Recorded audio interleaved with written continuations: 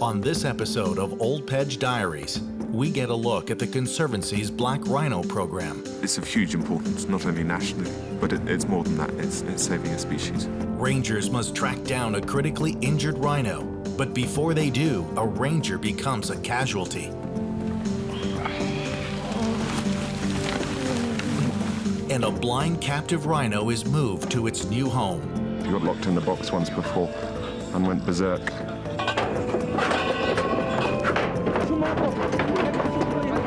It's just another busy week in the life of a Kenyan game reserve.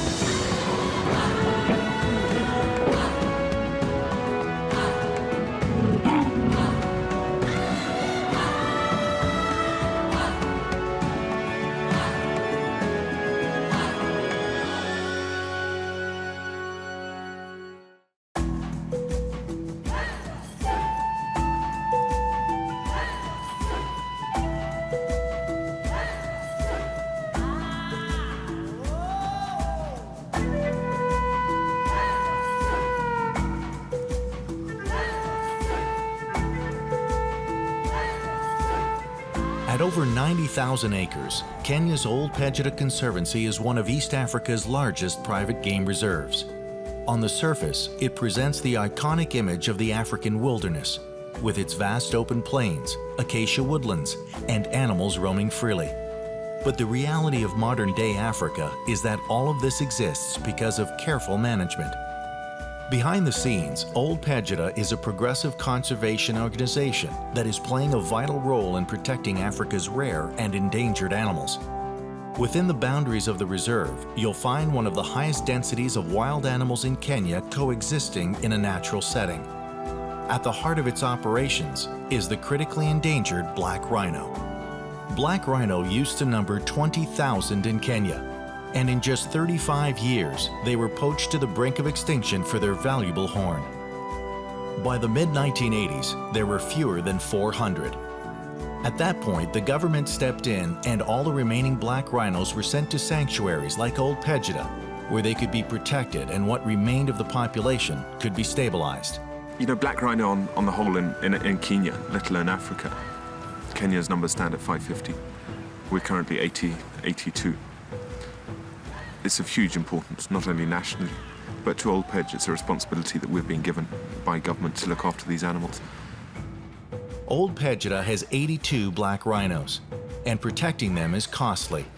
In order to keep them safe from poachers, Ol Pejeta runs one of the largest private security forces in conservation.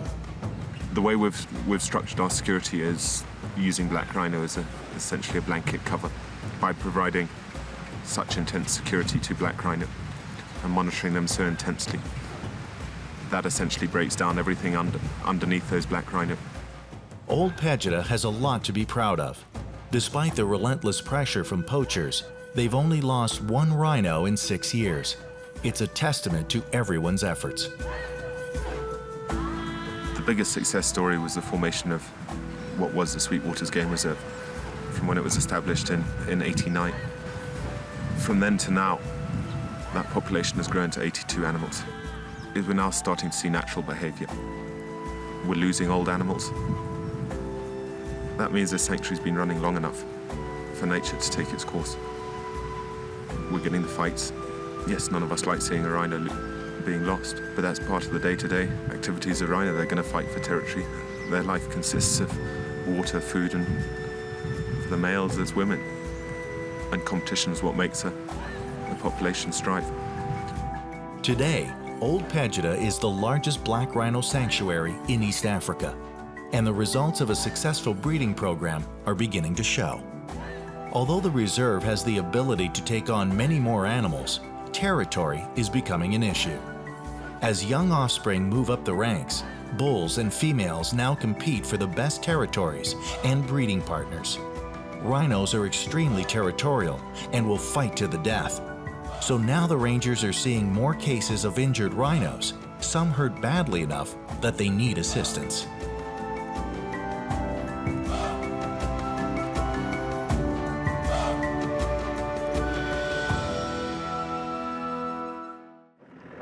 At 7 a.m., a call came into control. A group of tourists had witnessed two rhinos viciously fighting. Both animals appeared to be injured. Rhino section leader Daniel has come to assess their injuries. The rangers will check the rhinos visually to see if there are any wounds that need immediate attention. It's a risky job. Even though the rhino looks calm from this distance, the rangers know that it's in a heightened state of aggression and will likely interpret any approach as a challenge. We have a rhino here. Inspector, it seems as if it was attacked tonight. They had a fight with another rhino. I can see physically it's not very bad. The rhino's rear horn has been broken in the fight. It should not be a problem. The worry is the neck and hindquarters, where a rhino's skin is the softest and the animal is most vulnerable. If the rhino is injured, Batian will have to make a decision to intervene and put in an urgent call to the Kenyan wildlife vet, who is on 24-hour standby. This rhino is okay, so the rangers pull out and begin to search for the other animal involved. Daniel is very concerned because the force needed to break that horn means the other rhino may be badly injured. When a rhino is injured, there are two options. One is to dart the animal with a tranquilizer and treat it in the field. But when an animal is severely injured, it becomes an easy target for predators. So Ol Pejeta is building special holding pens to house sick and injured rhinos. With the possibility of a severely injured rhino needing immediate assistance, Wildlife and Security Supervisor Batian Craig checks on the progress of the holding pens. We've established holding pens not only for our own population, but for Laikipia as a whole. There's no good central holding pens, or made sense that we established a facility to take problem animals and sick rhino and rhino that need rehabilitating or hand raising. The team did not expect to have the pens ready for an injured rhino so soon. They were being built as temporary quarters for an important blind black rhino named Baraka. Baraka is scheduled to arrive in 24 hours. Baraka was the first rhino to be born on Ol Pej. We had an incident with him when he was about 14, 2 years ago, that left him blind in one eye. Sadly, he had a cataract in the second eye, which left him with no hope of being wild. A blind rhino won't survive on its own. Him as one of 550 animals in this country. He's of huge importance. He was a young animal. 14 is young for a black rhino. You know, they'll live in captivity until the age of 40. So he still has a role to play for conservation. Baraka's new life will make him one of the most important black rhinos in the world. He is about to become a teacher of sorts at the visitor center. It's a significant job. He is following in the footsteps of Africa's most famous and beloved black rhino, Morani, for whom the center is named. Morani was an exceptional rhino. He was the original animal to be brought onto Ol Pejeta. He was completely habituated, with no chance of going back into the wild.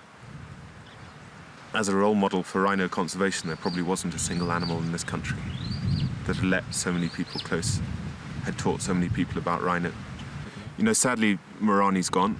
He was an old animal, and yeah, his age caught up with him. Morani had a huge following as an individual, and everybody wanted to see Morani or come back and see Morani, and yeah, I suppose as rhinos goes, he was a slight celebrity. Not because of that, but just because of the role he had played in conservation and awareness of black rhino as a species. He started this sanctuary, so he's entitled to the best spot on the place. And okay, we chose it, not his choice, but he's there, and it's a place people can go and visit. And it's amazing how many people do want to know where Morani's gone and where he is, and can we go there. Ol Pejeta Conservancy in Kenya is the largest black rhino sanctuary in East Africa. Rhino is prized in some cultures for its horn, and poachers have waged a ruthless war against the animal, almost wiping them out of existence. There are now 82 black rhino at Ol Pejeta. That's a significant enough number so that the natural behavior patterns have returned. Rhino are extremely territorial and will, on occasion, fight to the death. Earlier in the day, 2 rhinos were in a fight. The rangers managed to find one animal and are now searching for the other, which they fear may be seriously injured. But in a reserve that has all of Africa's major wild animals like buffalo and elephant, searching on foot is a dangerous job. Batian receives a call that a ranger has been attacked by a buffalo and is unconscious and bleeding from the head. He and head ranger Dixon Kariuki, accompanied by the staff medical officer, are rushing to the scene. The Ol Pejeta Diaries film crew follow behind to lend support.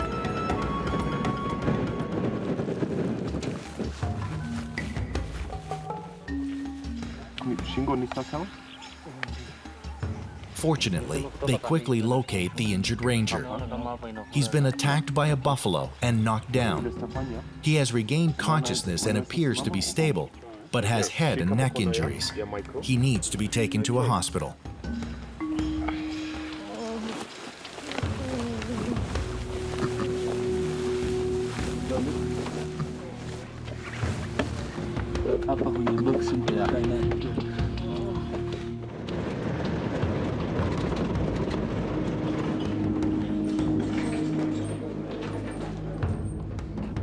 Although the common perception is that lions are the most dangerous animals in Africa, it's not true. The most dangerous and problematic are buffalo. It's usually the old males, ousted from the safety of the herd, who compensate by being aggressive.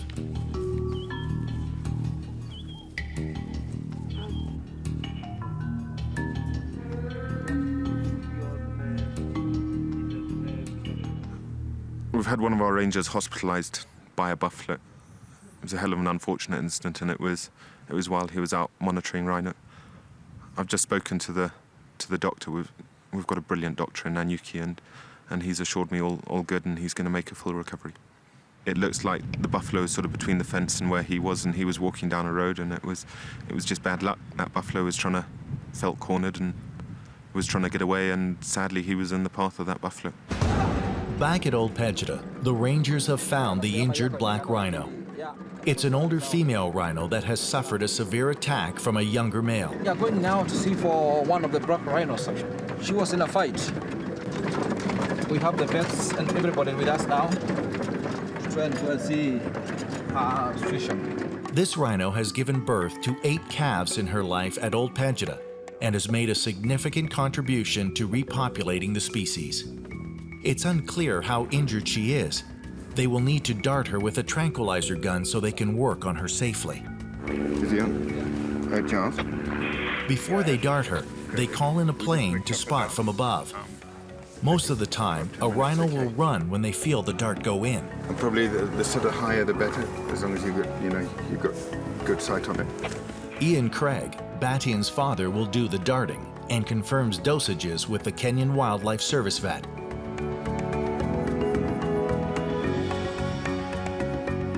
The darting team moves into position, and the rhino is darted.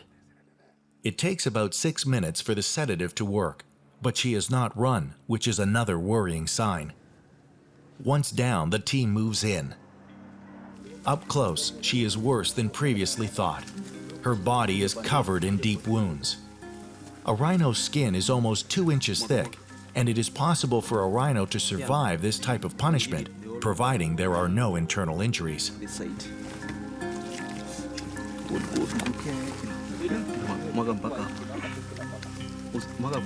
A ranger pours a mixture of clean water and iodine to clean out the wounds. The vet probes each and every wound to see the severity.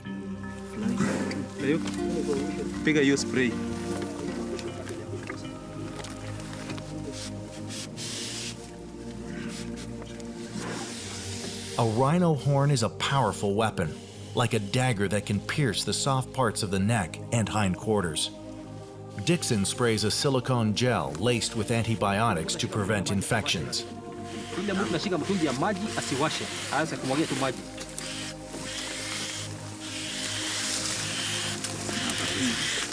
Actually, it seems that has a lot of wounds, but seems to be very deep, but it'll be okay. Despite the odds, Dixon remains optimistic.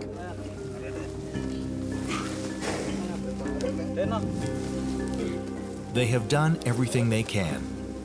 Now Ian administers the antidote in hopes that she will be able to get up.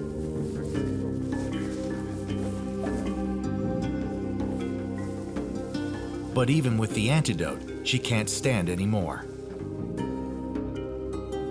For the rest of the day, they try to get her on her feet and moving using ropes, but they only manage to move her a few meters to the road.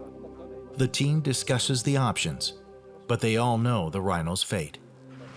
The rhino didn't wake up again because it was so bad. The wounds were very many and she was beaten badly. So unfortunately, after sometimes in the evening, it reported that the rhino is dead. And after we did the post-mortem with the KWS vet, we found that she had a lot of problems in her. So I'm sorry for our rhino. She was one of the best cow that breeds very good. And yeah, we have lost her. What to say?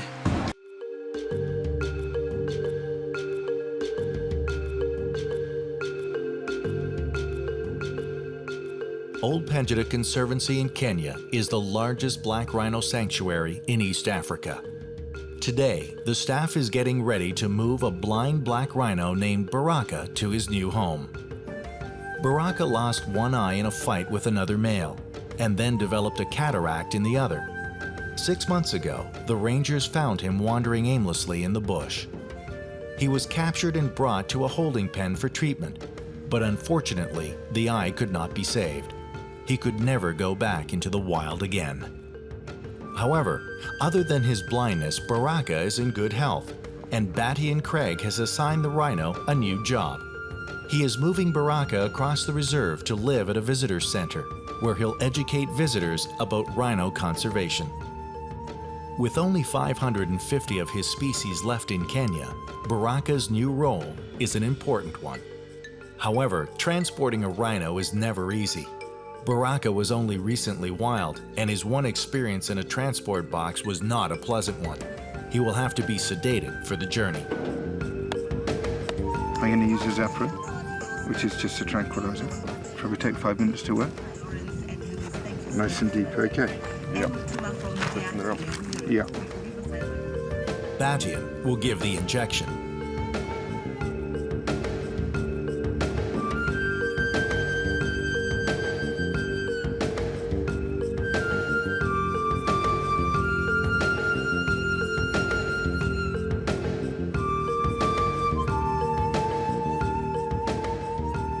Just by brushing him like that, he doesn't know what's going on. Your name is Ndongo, and you're in Diaries. Someone says And ever since we brought Baraka here with, just to calm him down in the pens and everything, we played music to him, just so there's a noise that he's familiar to and people and everything. If you turn that music off, he gets all wound up. And somebody inside to feed it. Put one of his guys in there. In behind. Yeah. He's so weary about having anything put behind him. He had a bad experience. He got locked in the box once before and went berserk. The team gets ready for the difficult part. They're going to close the door to box Baraka in.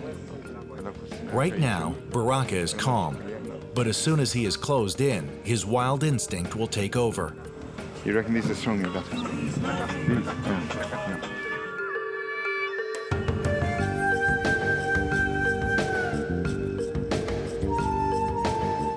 His keeper, Mohammed, talks to him in the hopes that it will keep him calm.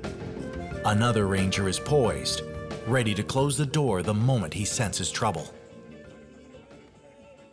Great care is taken as Batian places the first pole.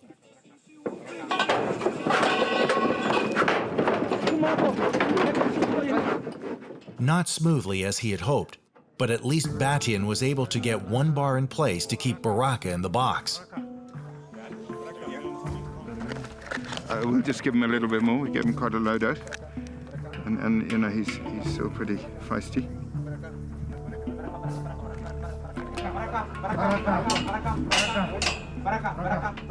Ian tops up Baraka.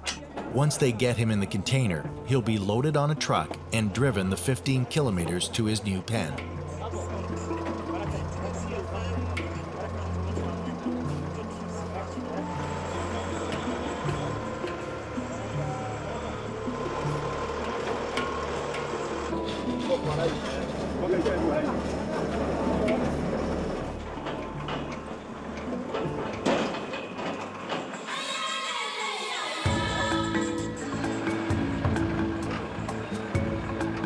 With Baraka on the truck, they start the journey. Inside the box, Baraka is calm, despite the rough roads.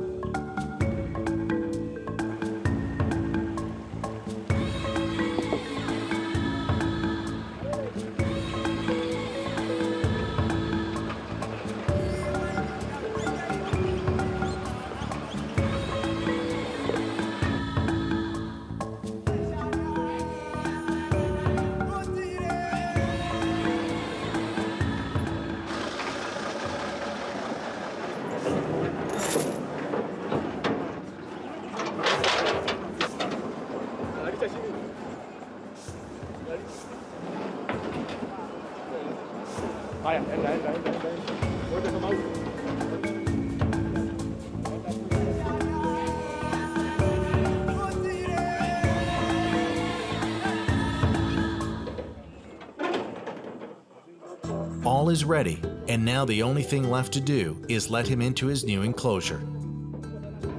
Here he will begin his new role as Rhino Ambassador, and in the next few months, a feeding platform will be built and tourists from all over the world will come to interact with him. More important will be the daily visits by local Kenyan school groups.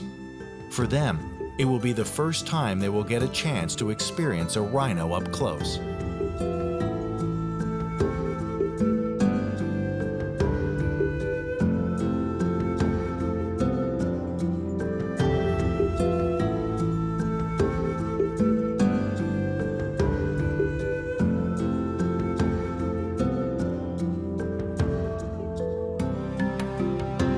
That's gone well, considering how stressed he was in the beginning. I think that drug actually kicked in a bit. Anyway, he seems fine. It couldn't be better. He walks out the box and the first thing he does is start eating. That means he's not worried at all. You'll see we spread quite a lot of his dung in here just to... So when he arrived, he had a familiar smell. He could smell himself in here already. The following week, Baraka begins to spend time outside the enclosure and will only return to it to sleep.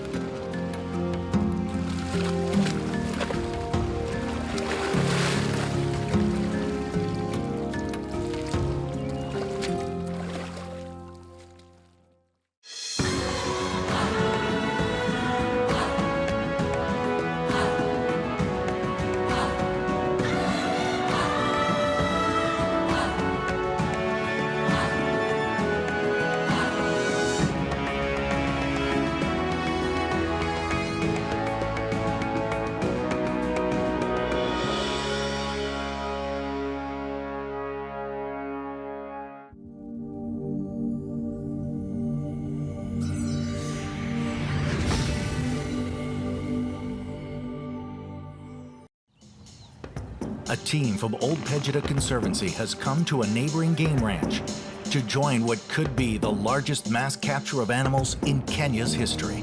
3,000 animals have to be moved immediately from land where refugees are about to be resettled. The team has just 7 days to rescue as many animals as possible, including an extremely endangered subspecies of hartebeest. Every single animal counts that we're taking out of here. Game capture is difficult and unpredictable. I think it's about 9-0 at the moment. It's just another busy week in the life of a Kenyan game reserve.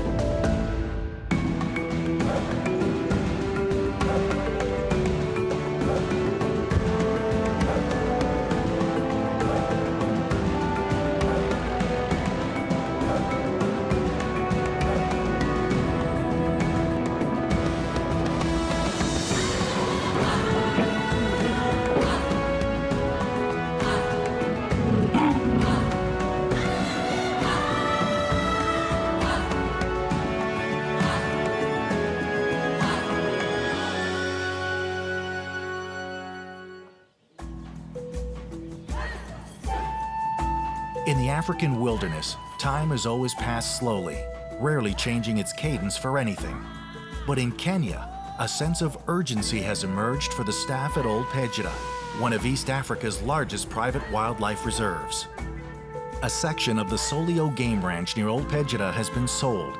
That piece of land will be used to resettle refugees displaced by election violence that has rocked Kenya.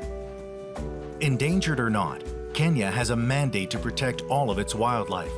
And so the animals that have roamed freely here for centuries will now have to be physically moved, or they will be poached for food by the refugees.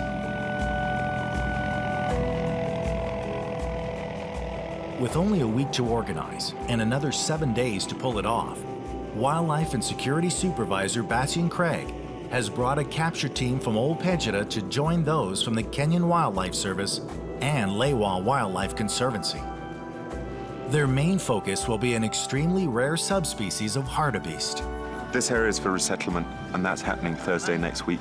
So we've literally got a week to get as much off here as possible in that time.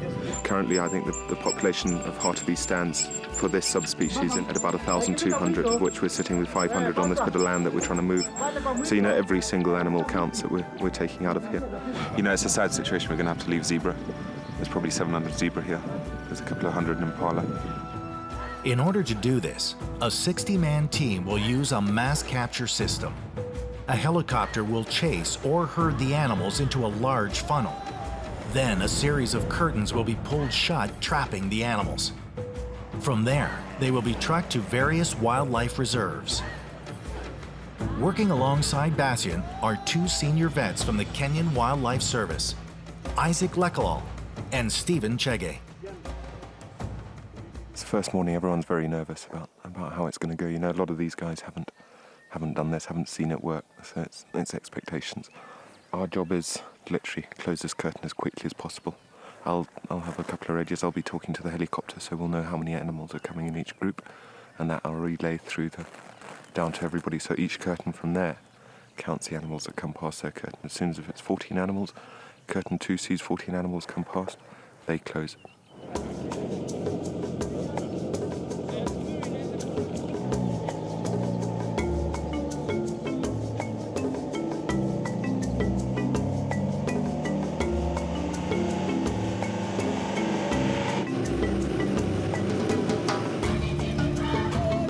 The responsibility of getting the animals to the trap falls to helicopter pilot and legendary wildlife filmmaker Alan Root. You've got to be very slow to start with, not get them running too fast.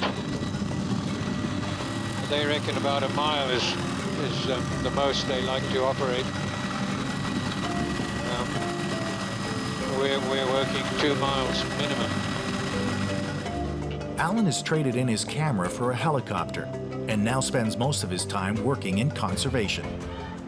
His job here is a difficult one, and he has a steep learning curve. This will not only be the first time Alan has herded wildlife with his helicopter, but the first time anyone has herded hartebeest. And there's another complication. This particular capture system is not portable. That means that the animals have to be pushed to it.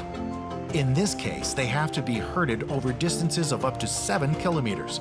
That's way beyond the textbook rules for game capture.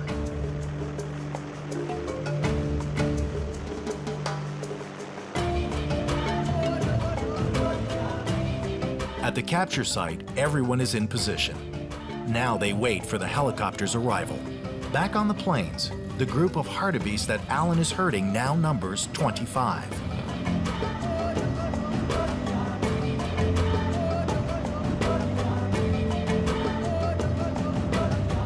Just as they near the trap, the dominant male balks, and the group splits in two. One group heads directly in. Alan turns to focus on the other.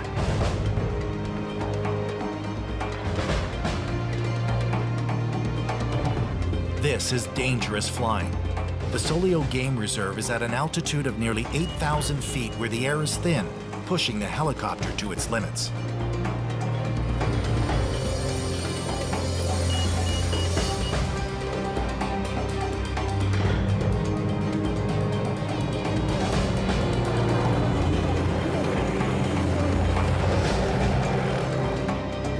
They clear the first and second curtain and head for number 3.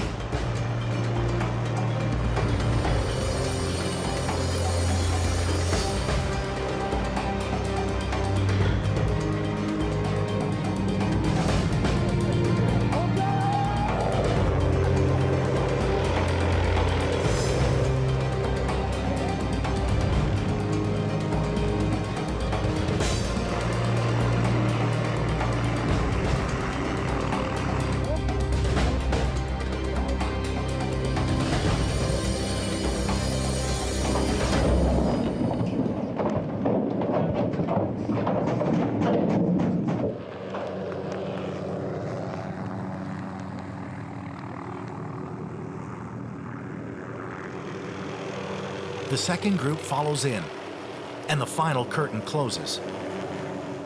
Oh, very well. That was very good. The first half trip, it took actually 10 minutes. That was better than we could have expected, to be honest with you. That's 25 in that load. From here, this group of hartebeest will be transported to Ol Pejeta, which is about an hour and a half away by truck. Back at the capture site, the team resets the curtains and gets ready for another group of animals. Alan is already driving a small group toward the trap.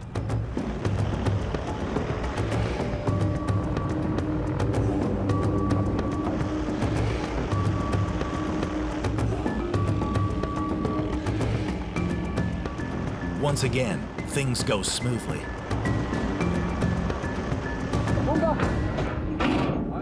The animals caught between curtains have to be carried in by hand. Each and every hartebeest is key to the survival of the species, and one less that will be killed to supply the bushmeat trade. The first morning has gone well, but it won't stay that way.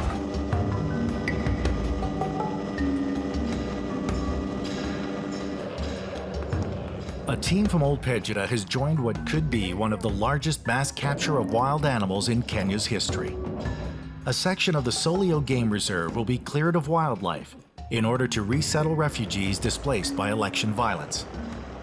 After a successful first morning, things are getting challenging for helicopter pilot Alan Root. One of the big problems with moving them is that they're territorial, and when you have a group of females, they'll have a male with them. And as you move them out of his territory, he wants to go home, and so he breaks away and goes back, and they always try and follow, so you have to let him go, keep driving your herd, but then they go into the neighboring territory, and that male joins them, and you have the same problem again. And over a couple of miles, this can happen 4 or 5 times. Again, one of the males is causing problems. In the larger picture, the females who can breed are the important animals. Unfortunately for this male, he will be left behind and will likely end up in one of the refugees' cooking pots.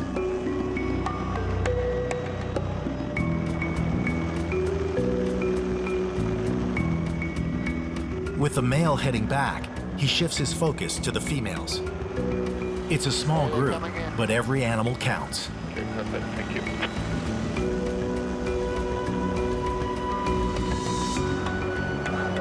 But as they reach the trap, the hartebeest turn and head away. You bastards!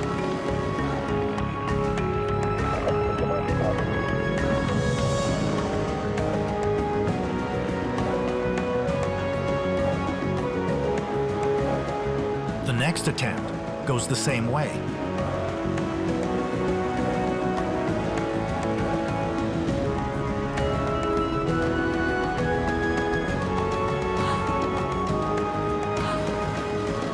I do not believe this. Really don't want to go, do they? Nope.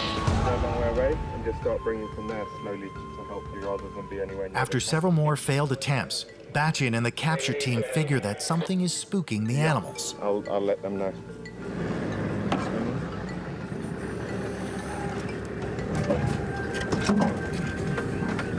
Okay, these animals are getting to a certain place. It's been going amazingly well up until now. and suddenly they're all just turning. There's something here that's spooking them.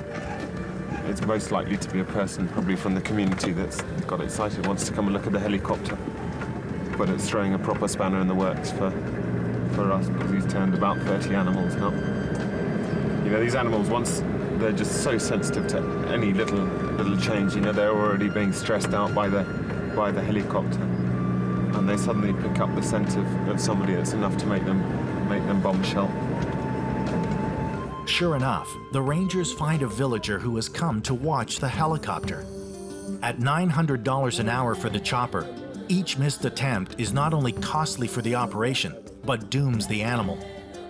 Once an animal breaks away, it's no longer frightened by the helicopter and can't be herded again. But by late afternoon, the situation has gotten even worse. The operation has become a tourist attraction for local school kids. It's an unworkable situation for the capture team. With 78 animals caught, the team calls it a day.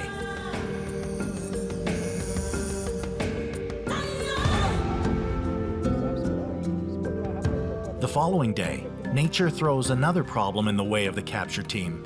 Okay, typical. It always happens with capture. You don't get exactly what you want straight away.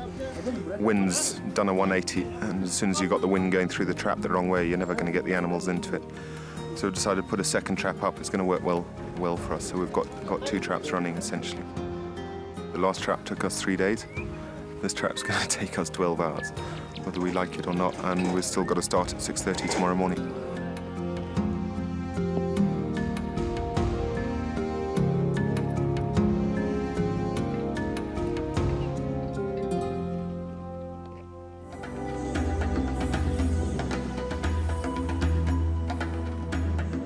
On day 3 of the 7-day operation, the team wakes to find that the wind has shifted, bringing with it heavy rains.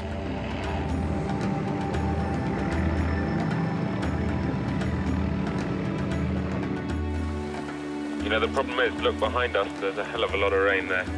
I don't think we're going to get this lorry out. Sawa sawa, tufanye mpango ya haraka. We can call it off right now, and then we can discuss what to do next. The rain isn't a problem for the helicopter or the capture teams. It's the trucks that are vulnerable. The 5-ton lorries easily get stuck in the mud. If the trucks are full, any animals in them will be at the mercy of the weather. They would need to eat and drink, and therefore would have to be released. All the team can do is wait. With only 7 hartebeests caught in the last 2 days, and only 4 days to go, the pressure intensifies.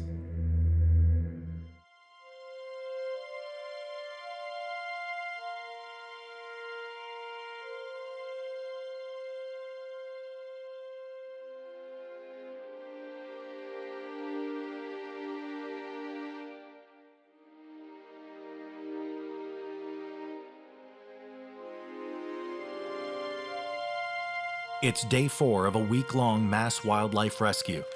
The capture team has limited time to get as many animals off a section of land that will be used to resettle refugees. There are 3,000 animals, including one of the rarest and most endangered animals on the planet, a subspecies of hartebeest.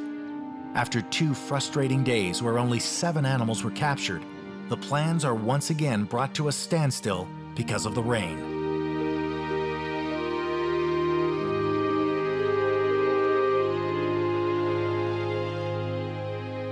Lori, nakuja paka ile miti ya mwisho hii. Yeah. You know, it's too wet this morning to be catching in the mass capture trap. So just so we don't lose time, we're going to go and try and do some net capture just for Tommy. And if we can get some hartebeest in, that's an added bonus. Tommy is the nickname for the Thompson gazelle, a small antelope that can be caught in smaller, more mobile nets. Yeah, we don't want the morale to go down when it's too early. So we have to be very flexible. And today we are thinking of doing the Tommies. Tommies are quite easy, not very easy, but at least we can grab them, use land cruisers, and take them to the lorry. Because the main challenge actually we're having today is the mud. It's quite, the vehicles are getting stuck, so we need to be very careful about that. There are approximately 1,000 Thompson gazelle on the section of land. Essentially, you look at it as like like a fishbowl, so we've got our main wing going all the way around. And then inside, actual drop nets. So when those essentially, when the animal hits it, the net should collapse with them and entangle them. Although they're going at a hell of a speed, it doesn't do much damage to them. We'll use 4 vehicles to just sort of shepherd the Tommy in from there. 2 on either wing, and then 2 coming down the middle.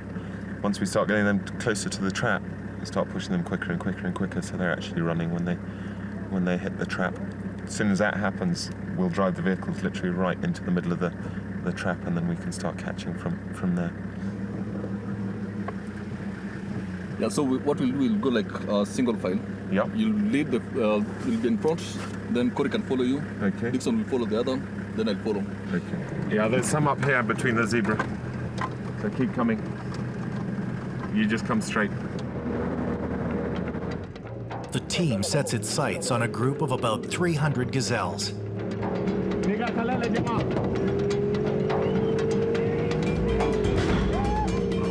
Okay, Isaac, be up.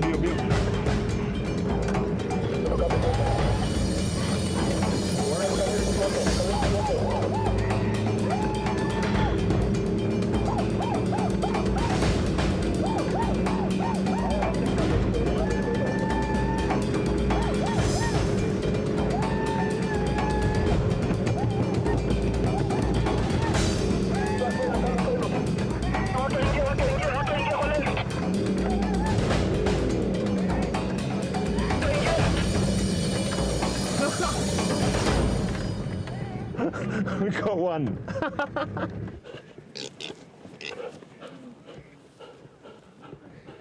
I think it's about 9-0 at the moment, or 9-1. It's probably more like 300 to 1, I think.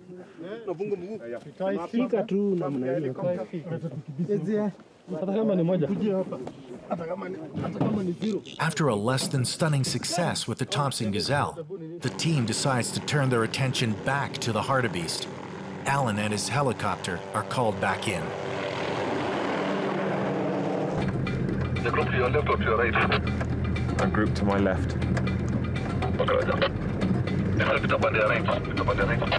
Dixon. Alan begins pushing in a large group. No one has ever tried to capture hartebeest with this type of net before. The vehicles will be used during the last 500 meters to close off the animal's flanks, hopefully preventing them from turning back. Do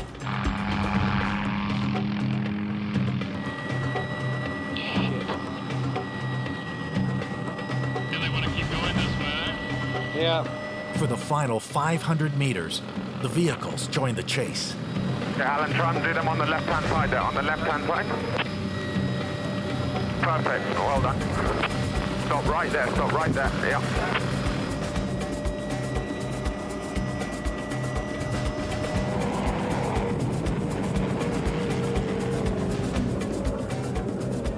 The herd hits the net. They're out. They've got over the top.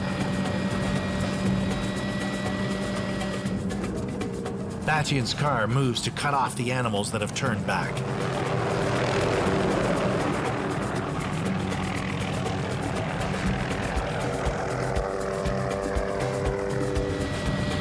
What a bloody shame. We only got a third of them.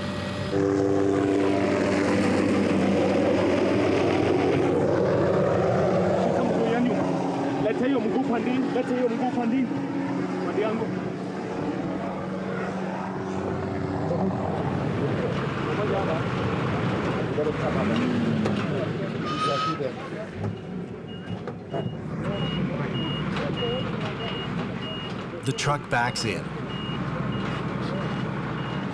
To make it easier, the animals are first loaded onto a pickup truck, and from there are loaded into the lorry. The guys have to be extremely careful. One good kick from the animal can shatter a bone.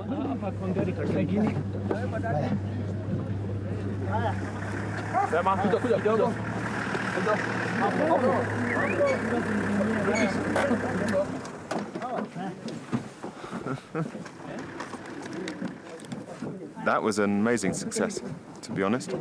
Next time, twice as many, I hope.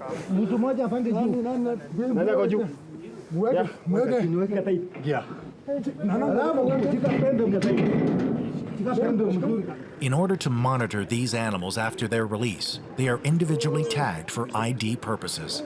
No, we are just putting a near notch for ID purposes. We also want to get a tissue sample for genetic analysis for this species.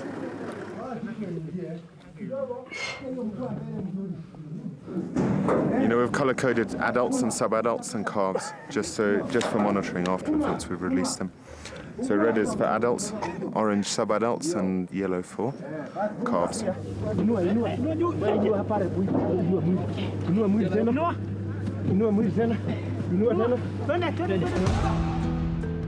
Since only one Thompson gazelle was caught, it's too expensive to send him alone in the truck for relocation. So permission is given to release him inside the protected part of Solio Game Reserve. Over the next 3 days, the capture team's luck turns for the better. Working day and night, using both the nets and the mass capture system, they are able to rescue a variety of animals, including 140 zebra, 15 impala. Most encouraging, they also catch and relocate 248 endangered hartebeest. 146 of them go with Bachin back to Ol Pejeta. You know, the biggest challenges with the whole capture is, one, we were on borrowed time. We had to get everybody together, get their equipment together, get over there and do the capture. That was our single biggest challenge. Just goes back to teamwork. You've got the right people on the ground doing the right thing. You're going to have success at the end of the day.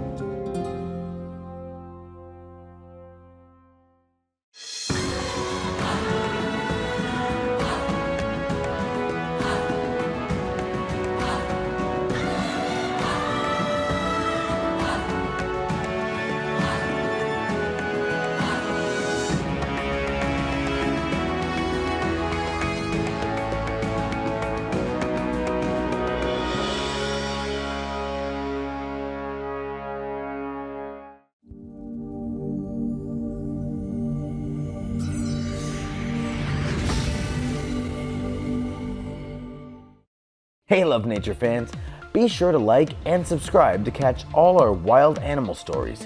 Get closer to nature right here on YouTube.